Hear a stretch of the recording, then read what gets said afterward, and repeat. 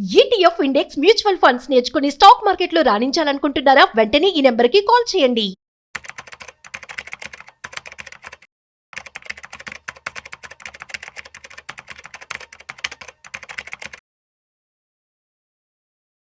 నమస్తే, welcome to Suman TV. నేను విష్ణు. ప్రస్తుతంతో పాటు senior stock market analyst Sundararamareddy గారు ఉన్నారు. సార్తో మాట్లాడదాం.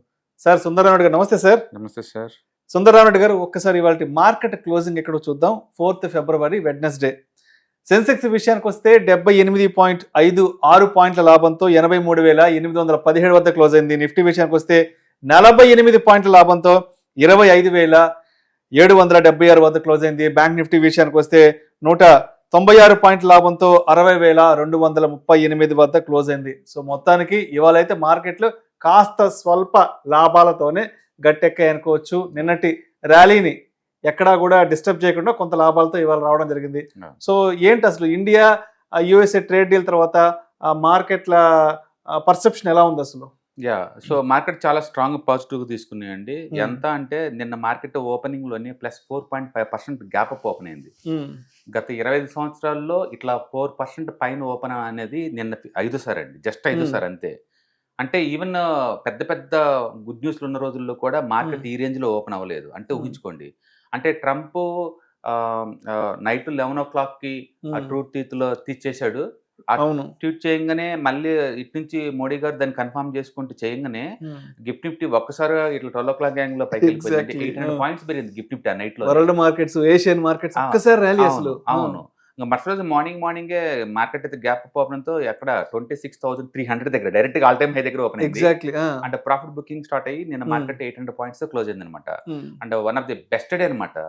ఫిబ్రవరి 3 మంగళవారం. ఎందుకంటే గోల్డ్ రికవర్ అయింది చాలా రోజుల తర్వాత, సిల్వర్ రికవర్ అయింది, రూపీ రికవర్ అయింది. ఇంకా ఈక్విటీ మార్కెట్ అయితే ఇంకా అంతే లేదు.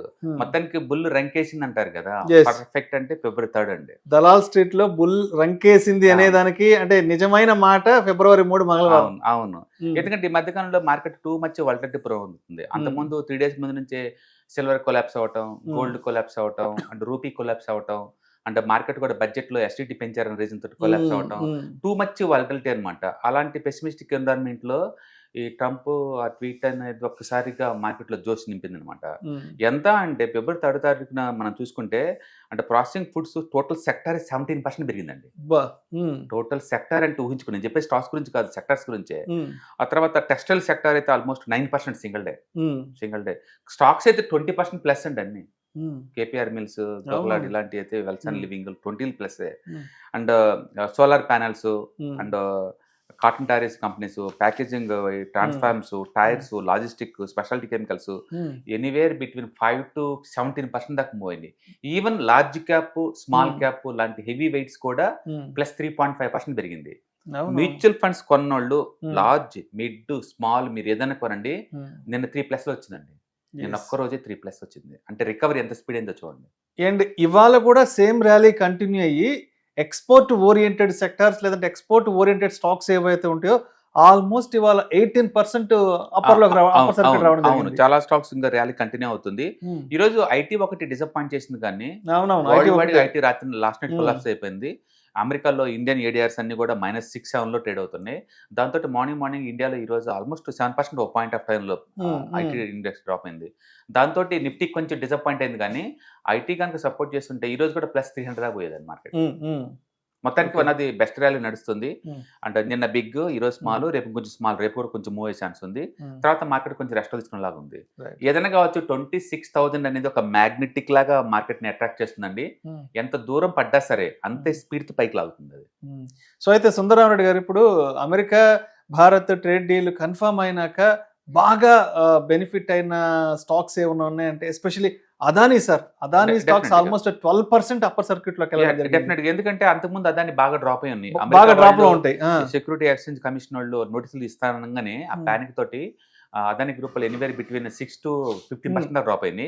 మొత్తం రికవర్ అయింది ఈ న్యూస్ తోటి. అవునవును, ఒకసారిగా రికవర్ అయింది. అండ్ ఆల్మోస్ట్ మళ్ళీ market majority front line stocks మొత్తం లేదు, రికవరీ బాగా అవుతుంది. అంటే ఈ మార్కెట్ లో మనం టైమింగ్ చెప్పలేకపోతున్నాం. అంత స్పీడ్ గా రికవరీ అయినా ఎంత అవుతుంది, లేదా పట్టమైనా అంతే అవుతుంది అనమాట. టూ మచ్ వాలటిలిటీ జోన్ లోకి ఎంటర్ అయ్యాం already. And good rally and you can make some good money. Yes yes. అయితే అంటే ఈ ఇండియా యుఎస్ఏ ట్రేడ్ డీల్ రావడంతో ఇవాళ ఎస్పెషల్లీ ఈ గోపాల్ దాస్ ఎక్స్పోర్ట్స్ కానివ్వండి, తర్వాత మొత్తం textiles, Avanti feeds, Kitex garments, food processing, textiles and auto ancillaries సంబంధించినవి అవి అండ్ ఇవన్నీ జర్మన్ జ్యువెలరీస్ మొత్తం అవుతుంది. ఏదైనా సరే ఎక్స్పోర్ట్ ఓరియంటెడ్ ఏదైనా సరే ఇవాళ మంచి ర్యాలీ. అమెరికాతో ఇంతకుముందు బిజినెస్ ఎంతో కొంత ఉన్నాయన్నీ కూడా అవుతుంది. ఎందుకంటే 18% too good deal compare to China 32 and Switzerland 39. వాటితో కంపేర్ చేసినప్పుడు మనది 18% అనేది మంచి డీల్ అనమాట. రెండోది మన ఆల్రెడీ అక్కడ ఎస్టాబ్లిష్డ్ బ్రాండ్స్ అయింది మన అన్ని కూడా. అందుకని ఎల్ఎన్టీ ఫుడ్స్ ఒకటి చాలా మంచి డీల్ అనమాట ఇది. Right right. అండ్ అదేవిధంగా సిగాచి ఇండస్ట్రీస్ కి సంబంధించిన స్టాక్ కూడా ఇవాళ ఒక్కసారిగా కూడా ఆల్మోస్ట్ ఒక 20% అప్పర్లోకి రావడం జరిగింది. ఆ మధ్య బ్లాస్ట్ అయిన తర్వాత కంపెనీలో అగ్ని ప్రమాదం జరిగిన తర్వాత ఆ సిఇఓని అరెస్ట్ చేశారు. మొత్తానికి ఆయన బయటకు వచ్చాడంట. ఒకసారి ఇవాళ అది కూడా పాజిటివ్ వచ్చింది. అవును, ఈ రోజు నాంపల్లి కోర్టు వాళ్ళకి బెయిల్ శాంక్షన్ చేశారండి. And stock is too good price లో ఉంది. డామేజ్ జరిగినప్పుడు ఆల్మోస్ట్ 100 కోట్ల డామేజ్ జరిగింది అనమాట. అవును సార్. ఆ కంపెనీ ప్రాఫిట్స్ యావరేజ్ మీద 60 crores కన్నా ఎక్కువ రాదు. అంటే లిటరలీ ఒక 1 year ప్రాఫిట్ పోయినట్టు అనమాట కంపెనీ కంప్లీట్ గా.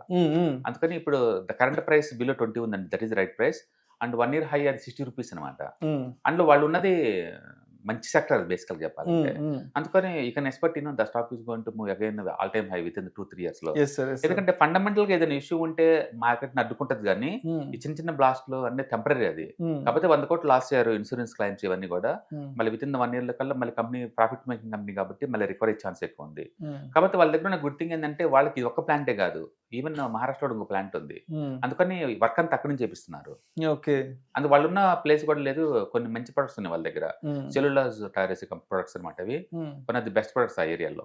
యాక్చువల్గా సిగాసి ఇండస్ట్రీస్ వాళ్ళు ఫైర్ సేఫ్టీ మెథడ్స్ లో మిగతా ఇండస్ట్రీకి కన్సల్టెంట్ సర్వీస్ అందించే కంపెనీ అది. బట్ అన్ఫార్చునేట్ వాళ్ళ కంపెనీలోనే ఫైర్ జరిగింది అనమాట. అందుకని ఆ ఏరియాలో కొంచెం జరిగింది చాలా పెద్ద ఇది కాబట్టి స్టాక్ ని బాగా పని చేశారు, కానీ అదర్వైజ్ స్టాక్ ఈజీగా రికవర్ అవుతుంది ఎందుకంటే ఫండమెంటల్ ఇష్యూస్ లేవు కాబట్టి. సో ఇప్పుడు సుందరరామరెడ్డి గారు, ఇప్పుడు భారత్ అమెరికా ఈ ట్రేడ్ డీల్ ఏదైతే కన్ఫర్మ్ అయిందో, అంటే దీన్ని ఒక స్టాక్ లెవెల్లో చూసే కంటే, ఒక సెక్టార్ లెవెల్లో చూసే కంటే, దీని ఒక మ్యాక్రో ఎకానమీ లెవెల్లో ఎలా చూడాలంటారు? డెఫినెట్గా, ఎందుకంటే ఎంత లేదన్నా America 3rd biggest population country world లోని. ఫస్ట్ ఇండియా, తర్వాత చైనా, తర్వాత America. America economy 39 trillion economy. Stock market లో అమెరికా వాళ్ళు 60% కంట్రోల్ చేస్తారు వరల్డ్ ఎకానమీ. అంటే ఈ భూమత్యం మీద ఆల్మోస్ట్ 40-50% అంటే అమెరికా ఎల్లోన్ అంతే, మ్యాన్ పవర్ అయినా మనీ పవర్ అయినా. అంత పెద్దదానికి మనం దూరంగా ఉండలేము ఇష్యూస్ తోటి. ఎగ్జాక్ట్లీ. రెండోది టెక్నాలజీ, ఇండియాకి technology partner, capital partner and మన ప్రొడక్ట్ కన్జ్యూమ్ చేసే పెద్ద మార్కెట్ అది. India biggest trade partner. అందుకని మనం దాన్ని నెగ్లెక్ట్ చేయలేము ఎన్ని ఇష్యూస్ ఉన్నా సరే. ఇప్పుడు ఇదే టైంలో మనం వేరే కంట్రీలతో డీల్ చేసామనుకోండి, న్యూజిలాండ్ అనుకోండి, 1 కోటి జనాభా, ఏమొస్తుంది దాంట్లో? ఆస్ట్రేలియా ఒక ఖండం, ఎంత జనాభా 4 కోట్లు, ఏమొస్తుంది అక్కడ? ఏమవుతున్నావు? రష్యా 6 కోట్ల జనాభా, ఏమవుతావు అక్కడ? అందుకని జనాభా అంతా చిన్న చిన్న జనాభా. బట్ అమెరికా 35 crores, పైగా ఎకానమీ పవర్ చాలా ఎక్కువ, పైగా మన ఇంటికి ఒకళ్ళు ఉంటారు అక్కడ. అమెరికా అంటే హైదరాబాద్ సికింద్రాబాద్ ఫీల్ అవుతుంది తప్ప అది స్ట్రేంజ్ లా ఫీల్ అవ్వం ఆ కంట్రీ. అందుకని ఎంత కొట్టుకున్నా తిట్టుకున్నా అమెరికా అంటే ఇండియా వాళ్ళ బిజినెస్ పరంగా ఆ డీల్స్ వేరే లెవెల్లో ఉంటాయి. ఈ మెటా, ఫేస్బుక్ అన్నిటి సీఈఓస్ మనోళ్ళే ఉంటారు కాబట్టి అమెరికాతో అంతెందుకు మార్కెట్టే డైరెక్ట్ గా గ్యాప్ అప్ ఓపెనింగ్ గత 20 సంవత్సరాల్లో జరిగే రేర్ ఈవెంట్లు ఓపెన్ అయిందంటేనే మార్కెట్ ఎన్ని రోజుల నుంచి ఆ న్యూస్ కోసం వెయిట్ చేస్తుందో మీరు ఊహించుకోండి. రూపీ 2% రికవర్ అయింది విత్ ఇన్ ద 24 hours కలా ఊహించుకోండి. దాని మీనింగ్ ఏంటంటే మనం ఎక్స్పోర్ట్ చేయడం వల్ల డాలర్స్ వస్తాయి, రూపీ ఫాలింగ్ అడ్డుకోవచ్చు. ఇప్పటికీ అందరూ బ్లేమ్ చేస్తా ఉన్నారు రూపీ 85 రూపాయల దగ్గర నుంచి చాలా స్పీడ్ గా 92 డ్రాప్ అయిందని. ఆ రూపీ ఫాల్ని అడ్డుకోవచ్చు. రెండోది మళ్ళీ ఎఫ్ఐస్ తిరిగి వస్తారు ఇండియాకి, ఎంతకంత క్యాపిటల్ పెట్టే ఛాన్స్ ఎక్కువ ఉంది. అండ్ మూడోది మనకి వెనిజులా రష్యా కన్నా ఇంకా చీపర్గా ఆఫర్ చేస్తున్నారు వాళ్ళు వెనిజులా నుంచి. అది కనుక వర్కౌట్ అయింది అనుకోండి, అంటే అప్పుడు ఇండియాకి బెనిఫిటే కదా. ఎక్కడ చీపర్ దొరికితే అక్కడ వెళ్ళిపోవచ్చు నువ్వు, అంతే. వాళ్ళు చీపర్గా అందిస్తున్నారు. కాకపోతే ఒకటి, ట్రంప్ నోటి దూల వల్ల ఏంటంటే మళ్ళీ ఎంత దూరం పోతే మనకే తెలీదు. ఎందుకంటే అతను చేసిన ట్వీట్లు ఏం చెప్పారంటే అగ్రికల్చర్ సెక్టర్ ఓపెన్ చేస్తా అన్నారు. ఇప్పుడు ఈ రోజు ఇండియా గవర్నమెంట్ ఇచ్చిన క్లారిఫికేషన్ ఏంటంటే agriculture sector, poultry and dairy sectors complete close, వాటి మీద ఓపెన్ చేయమన్నారు క్లియర్ గా. రెండోది వాళ్ళు $5 billion వర్త్ ఇండియాలో పెట్టుబడి, ఇండియా వాళ్ళు మా దగ్గర పెట్టుబడి పెడతా ఉన్నారు. ఇండియా వాళ్ళు ఏంటంటే అమెరికా నుంచి ఇండియా ఇంపోర్ట్స్ మొత్తం కలిపి సంవత్సరం మొత్తం మీద $45 billion ఉంది. అంటే 4 లక్షల కోట్ల లోపే అమెరికాలతో నుంచి మన ఇండియాకి వచ్చాయి. బట్ ఇండియా వాళ్ళు కమిట్మెంట్ 45 లక్షల కోట్లు ఇచ్చారని చెప్తున్నారు వాళ్ళు. అది మేబీ 10 to 15 years టైంలో ఉండొచ్చు మన వాళ్ళు ఇచ్చింది. కాబట్టి మన వాళ్ళు ఎక్కడ కమిట్మెంట్ ఇవ్వలేదు, బట్ వాళ్ళు ఇచ్చినట్టు చెప్తున్నారు. ఇంకా ఫైనల్ అగ్రిమెంట్ ఏం జరగలేదు. అందుకని దీన్ని ట్రేడ్ డీల్ అనకూడదు, మనం టారిఫ్ డీల్ అనాలి.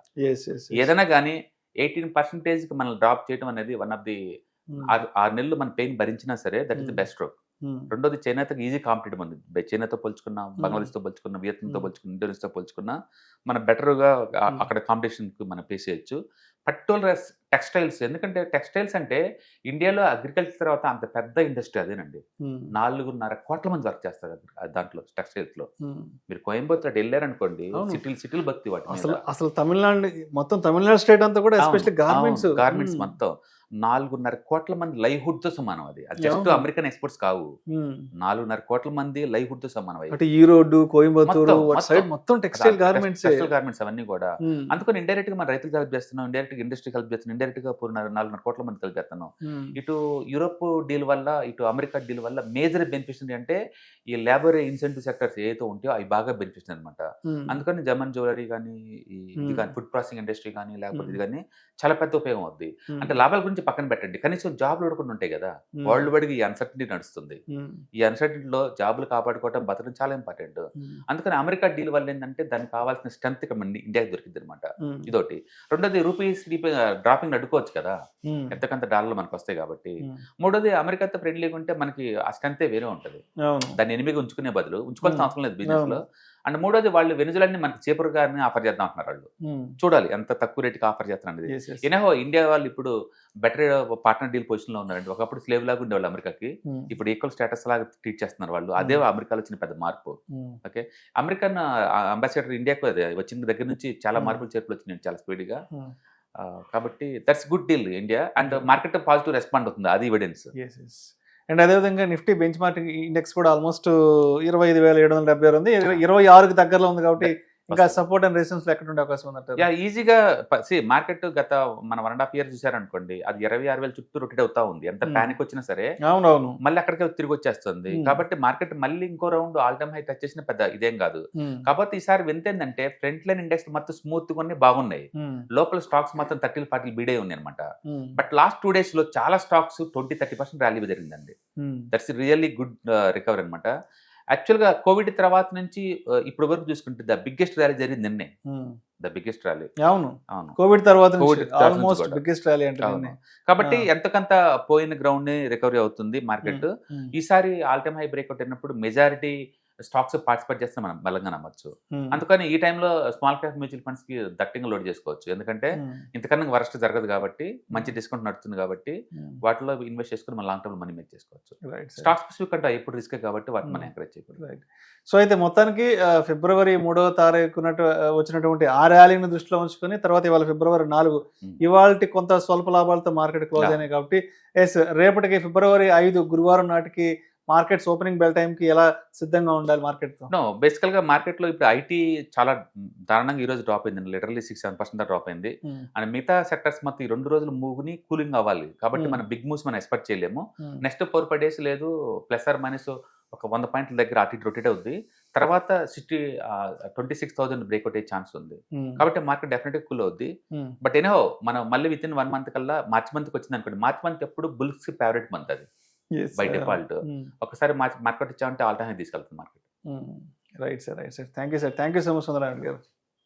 ETFs, index funds and mutual funds మీరు కనుక స్టాక్ మార్కెట్ లో ఎంటర్ అవ్వాలనుకుంటే మార్కెట్ లో స్టాక్స్ డైరెక్ట్ గా ఇన్వెస్ట్ చేసే బదులు కపుల్ ఆఫ్ స్టాక్స్ ఇన్వెస్ట్ చేయడం ద్వారా ఏంటంటే ఆటోమేటిక్ రిస్క్ తగ్గించుకోవచ్చు. కాబట్టి మీరు బిగినర్ అయినా లేదా ఎక్స్పీరియన్స్ పర్సన్ అయినా సరే మార్కెట్ లో సేఫ్ సెక్యూర్ వేలో లాంగ్ టర్మ్ లో సస్టైనబిలిటీ కావాలంటే ఈ ప్రొడక్ట్స్ లో ఇన్వెస్ట్ చేయడం ద్వారా దాన్ని సాధ్యం చేసుకోవచ్చు అనమాట. కాబట్టి మీకు ఎవరికైనా సరే ఈ ETFs, index funds, mutual fund లో ఇన్ డెప్త్ నాలెడ్జ్ కోసం అండ్ గైడెన్స్ కోసం ఈ ట్రైనింగ్ ప్రోగ్రామ్ అటెండ్ అవడం ద్వారా మీరు మనీ మేక్ చేసుకోవచ్చు. కాబట్టి మీకు ఇంట్రెస్ట్ ఉన్న పార్టిసిపెంట్స్ ఈ వీకెండ్ లో జరిగే వెబినార్ అటెండ్ అవడం ద్వారా ఇందులో ETFs, index funds, mutual funds అంటే ఏంటి, వాటిని ఎలా మనీ మేక్ చేసుకోవాలి, వాటిని ఎలా మేనేజ్ చేసుకోవాలి, వాటి గురించి కాంప్రహెన్సివ్ ట్రైనింగ్ మీకు ఈ ప్రోగ్రామ్ లో అందించబడుతుంది. ఈ వీకెండ్ లో జరిగే ఈ ప్రోగ్రామ్ కి ఎన్రోల్ చేసుకోండి. Thank you.